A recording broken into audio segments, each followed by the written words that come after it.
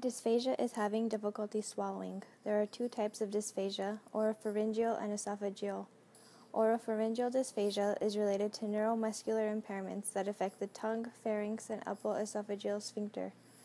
Esophageal dysphagia is related to mobility problems, neuromuscular problems, or an obstruction that interferes with the food bolus moving through the esophagus into the stomach. Dysphagia can happen at any age, but it is most common in the older adults.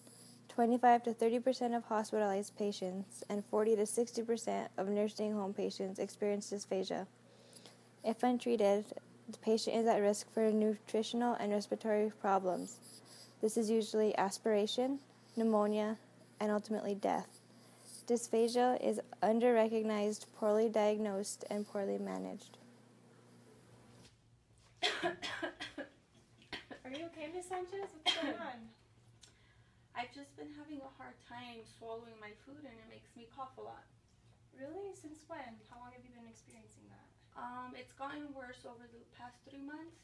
Does it happen every time you eat? Yes, lately it's just been getting worse and worse. Worse and worse. I'm sorry.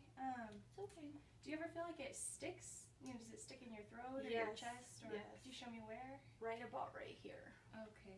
All right. How long does it take you to eat a meal then? About 35, 40 minutes. Okay. All right. Let me look at your chart for just 1 second. Okay.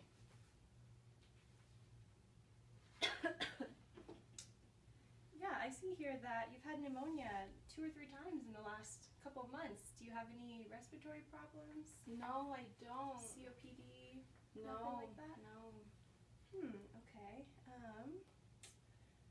Well, you know what? Something else interesting. It looks like you've been losing weight.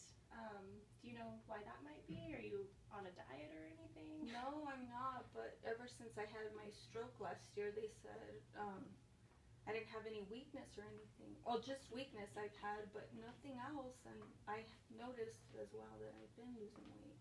Yeah. Interesting. Okay, so you said you had that stroke last year. I see that in your chart. Did they do any swallow studies or tests when you were here then?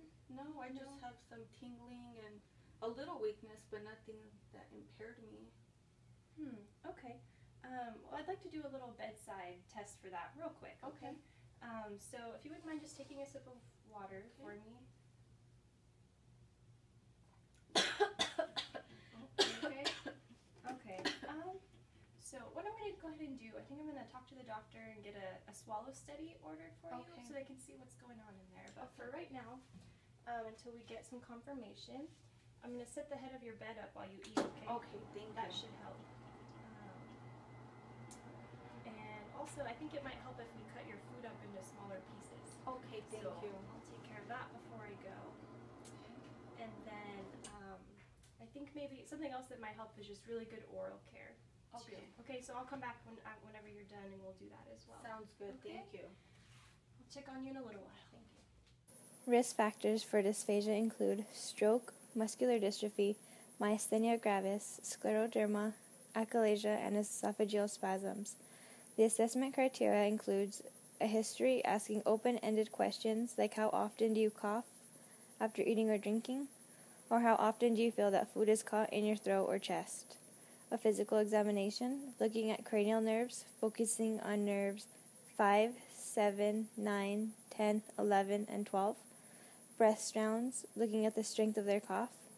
Reviewing medications, looking at those that may decrease saliva production, decrease cognition, and decrease the strength in the muscles involving swallowing.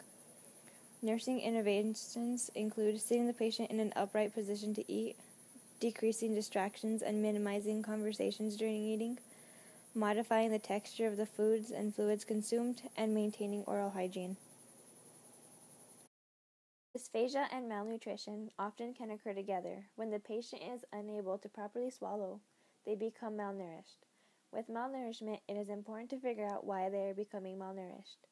It can be a biological cause like muscle weakness or loss of taste or smell, a social cause like isolation or poverty, or a psychological cause like depression or anxiety.